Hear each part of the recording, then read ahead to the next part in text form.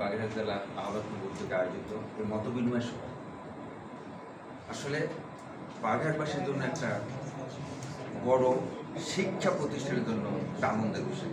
কেন? এখানকার যে একজন কর্ণধার রয়েছেন বাগেরহাটে, এই শিক্ষা বিষয়ে শিক্ষা প্রতিষ্ঠানের ভৌত অবকাঠামো উন্নয়নের প্রথম সেদিক তিনি নজর দিয়েছেন। এবার নজর দেন না, সেটা ইতিমধ্যে বাস্তবায়ন হতে চলেছে। সেহেতু সেই ভৌত কাঠামো না থাকলে প্রতিষ্ঠান মানসম্মত শিক্ষা হতে পারে না। আর সেই ভৌত কাঠামো উন্নয়নের সাথে সাথে শিক্ষার মান যাতে উন্নত হতে পারে তার কারিগর হল আপনারা, আমরা সবাই সম্মিলিতভাবে। আমাদের ভিন্ন পথ মত থাকতে পারে, থাকাটা স্বাভাবিক, কিন্তু একটা জায়গায় আমাদের একত্র হতে হবে। শিক্ষা প্রতিষ্ঠানে শিক্ষার মান উন্নয়নে শিক্ষকদের মধ্যে একতাবদ্ধ হতে এখানে ভিন্নতা থাকলে চলবে না। যেহেতু বিগত দিনে দেখেছি ভিন্নতা তৈরি করার জন্য যেটা হয়েছে, যোগ্য লোককে যোগ্য স্থানে সুযোগ দেওয়া হয়নি। ঠিক, আমার অনেক অভিজ্ঞতা রয়েছে, দিদির প্রতিনিধি হিসেবে অনেক জায়গায় তার সৌভাগ্য হয়েছে। এখানে এমন একজন উপস্থিত আছেন, যেই একটা বোর্ডের আমি ছিলাম দিদির প্রতিনিধি হিসেবে, একজন লোককে সে সহকারী প্রধান হিসেবে পরীক্ষার মাধ্যমে বিভিন্ন আইটেম অতিক্রম করে প্রথম স্থান অধিকার করেছিলেন। সভাপতি এসে মহোদয় বললেন না, ওনাকে নেওয়া যাবে না। আমি জিজ্ঞেস করলাম কেন? উনি আমাদের মতের ভিন্ন, এখানে উপস্থিত আছেন, বলতে পারি। এভাবে অভিজ্ঞতা আছে। রামপালে মোংলাতে আছে, প্রধান শিক্ষক নিয়োগ হয়েছেন, রামপালে বসে বলিতেছেন আপনি ফার্স্ট হইলে আপনাকে নেওয়া হবে না, আপনি আর কখন বোর্ডে আসবেন না। মোংলাতে বসে আবার সেই বোর্ডে আমি তখন ছিলাম, সেখানে তাকে বলেছেন খুব খুব খুব খুব রাফ ব্যবহার করেছেন এবং বলেছিলেন যে আমি বেঁচে থাকা অবস্থায় তোর চাকরি হবে। যাক, আমি ওদিকে যেতে চাচ্ছি না, আমরা চাচ্ছি, আমি আগে বলেছি ভিন্ন মত পথ থাকবে।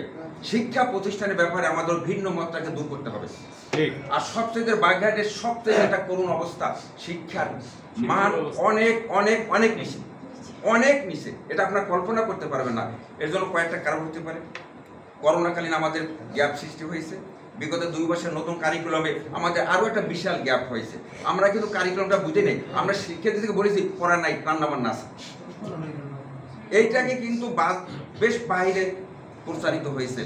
এখন সবচেয়ে আমাদের যেটা দায়িত্ব, আমি বলবো যে আমাদের সুসংগঠিত হয়ে যে দাবি দেওয়ার সাথে সাথে আমরা শিক্ষার মান উন্নয়ন করতে পারি, এটাই আমাদের প্রধান দায়িত্ব করতে হবে। তবে হ্যাঁ, আরেকটা বিষয় তো মনে রাখতে হবে, এই যে দাবি দেওয়া, মাঠের দাবি দেওয়া, এই দাবি দেওয়াগুলো একটা প্রসেসের মাধ্যমে চলে যায়। মাওসিতে আপনাদের দাবি দেওয়াগুলো যখন মাওসিতে যাবে শিক্ষা অধিদপ্তরে, ওখান থেকে শিক্ষা মন্ত্রণালয়, শিক্ষা জনপ্রশাসন মন্ত্রণালয়, তারপর ওখানে উচ্চ পর্যায়ে যাবে। এখন একটা যে বিষয় তৈরি হয়েছে, আমাদেরকে শাসন করে কেন? বাংলাদেশে 20,000 উপরে মাধ্যমিক শিক্ষা প্রতিষ্ঠান রয়েছে। 20,000 শিক্ষা প্রতিষ্ঠানে কি পরিমাণ শিক্ষক রয়েছে আপনারা জানেন? আর মাত্র 1600 কলেজ রয়েছে। আমাদের শাসন করছে শুধু কলেজ। আমাদের সব জায়গায় উচ্চ স্তরে দেখেন কলেজ রয়েছে।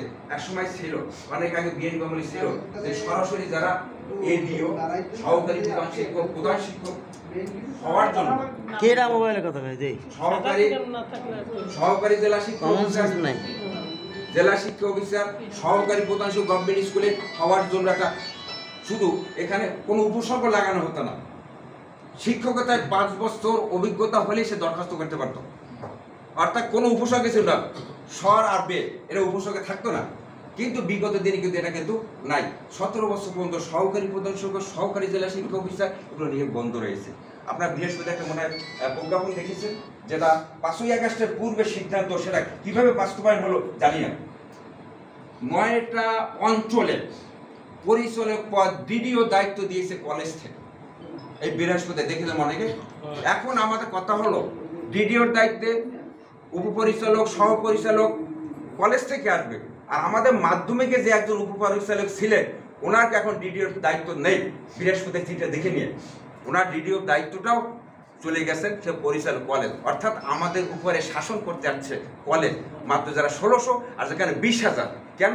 আমাদের ভিতর ঐক্য নেই।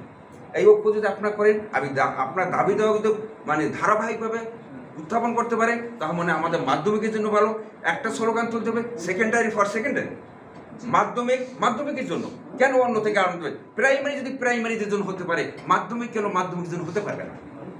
আপনাদেরকে এই ব্যাপারে আরো সচেতন হওয়ার জন্য, যেহেতু আমরা শিক্ষকতার সাথে জড়িত রয়েছি, বিগত অনেক বছর আমি শিক্ষকতার সাথে জড়িত, এবং যে ঘাটতিগুলো দেখেছি, আশা করি আপনাদের আন্তরিকতা জানেন।